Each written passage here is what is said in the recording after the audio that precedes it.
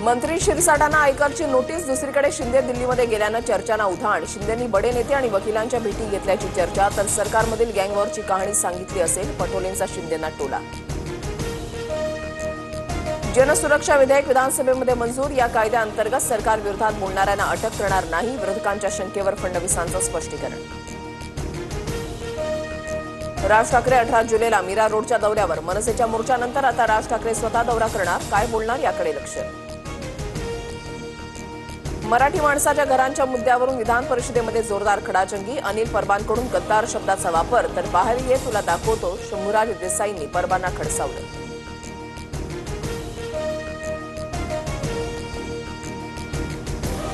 नीलम गोरेंच्या सुरक्षा रक्षकाचा धक्का लागल्याचा वरुण सरदेसाईंचा आरोप। ठाकरेंच्या शिवसेनेचे आमदार वरुण सरदेसाई सुरक्षा रक्षकावर संतापले। उपमुख्यमंत्री शिंदेंच्या बैठकीमध्ये गिरणी कामगारांच्या मागणीवर तोडगा। शेलू वांगणीमध्ये घरं नको असलेल्या अर्जदारांना मुंबईमध्ये घरं मिळणार। बैठकीमध्ये आश्वासन। बच्चू कडूंच्या सातबारा कोरा यात्रेला राज ठाकरेंचा पाठिंबा। 2 ऑक्टोबरला मुंबईमध्ये होणाऱ्या कडूंच्या आंदोलनात मनसैनिक सहभागी होणार। बाळा नांदगावकरांची माहिती। परमबीर सिंह यांना खंडणी प्रकरणामध्ये सीबीआयकडून क्लीन चिट। सिंह आणि इतर पोलिसांवर 5 गुन्हे दाखल असल्याचं प्रकरण। तपासामध्ये तथ्य न आढळल्यानं क्लोजर रिपोर्ट।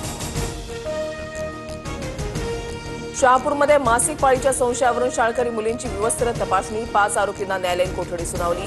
संस्था चालक आणि एक शिक्षिका अद्यापही फरार। साताऱ्याच्या सडा वाघापूरमध्ये कार दरीमध्ये कोसळली। व्हिडिओ समोर। अपघातामध्ये चालक गंभीररित्या जखमी। सुदैवानं फोटो सेशनसाठी गाडीतून खाली उतरलेले 4 वाचले।